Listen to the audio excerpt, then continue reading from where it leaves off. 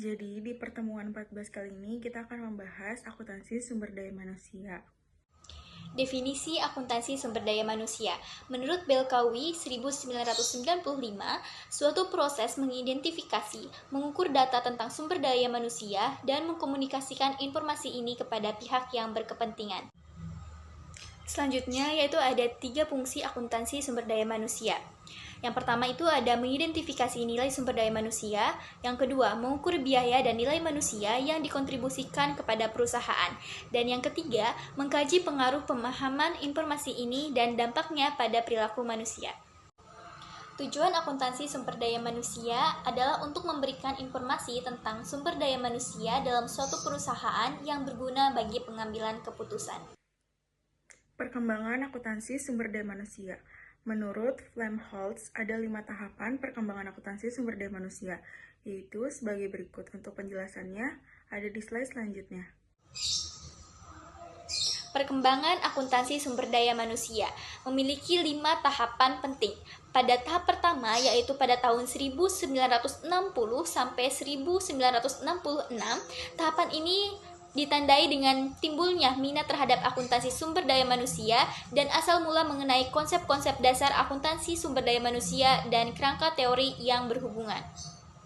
Kemudian tahap kedua yaitu pada tahun 1966 sampai 1971 merupakan tahap riset akademik untuk mengembangkan dan menilai validasi dari model-model pengukuran biaya sumber daya manusia dan nilai sumber daya manusia.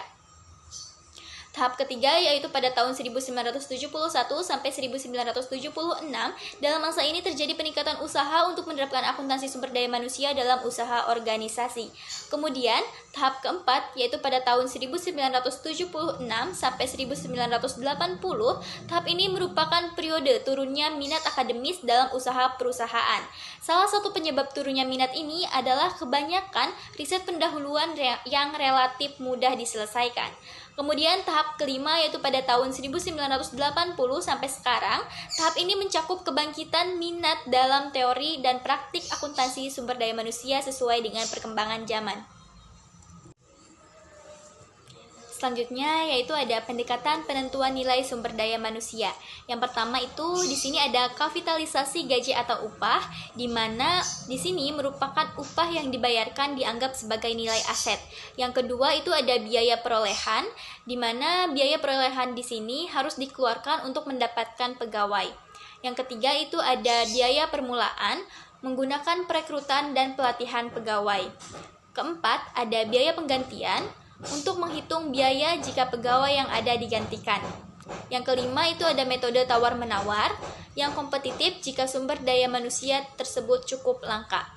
Yang keenam itu ada metode nilai ekonomis dengan menghitung nilai ekonomisnya selama bekerja. Yang ketujuh itu ada metode nilai sekarang dengan mendiskontokan upah yang diterima di masa yang akan datang pada saat ini. Dan yang kedelapan itu ada metode goodwill dengan mengalihkan selisih lebih dari pendapatan perusahaan ke dalam goodwill kemudian dialokasikan kepada sumber daya manusia. Dan yang kesembilan itu ada metode variabel perilaku dengan menghitung laba yang dihasilkan kemudian pada setiap gaya kepemimpinan. Pendekatan pengukuran nilai sumber daya manusia. Pendekatan pengukuran non-moneter. Yang pertama ada mendaftar keahlian dan kemampuan seseorang. Yang kedua ada pembuatan rating atas prestasi seseorang. Yang ketiga ada penilaian terhadap potensi seseorang. Yang keempat ada pengukuran sikap. Yang kelima ada subjective expected utility. Dan yang keenam ada model Likert dan Bowers. Selanjutnya ada kesimpulan. Berdasarkan materi yang disajikan, akuntansi sumber daya manusia merupakan suatu proses sistematis yang bertujuan untuk mengidentifikasi, mengukur, dan mengkomunikasikan data terkait sumber daya manusia dalam perusahaan. Tujuan utamanya adalah menyediakan informasi yang relevan mengenai nilai dan kontribusi manusia dalam organisasi guna mendukung pengambilan keputusan yang lebih tepat.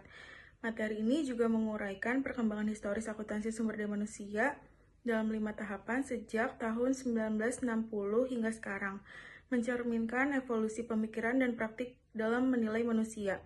sebagai aset perusahaan. Untuk menentukan nilai SDM digunakan berbagai pendekatan baik yang bersifat moneter seperti kapitalisasi gaji, biaya perolehan, hingga metode goodwill, maupun non-moneter seperti penilaian terhadap keahlian, sikap, prestasi, dan potensi individu. Secara keseluruhan, akuntansi sumber daya manusia menawarkan landasan konseptual dan praktis agar manusia dalam organisasi tidak hanya dipandang sebagai biaya, melainkan berbagai aset strategis yang berkontribusi langsung terhadap pencapaian tujuan perusahaan.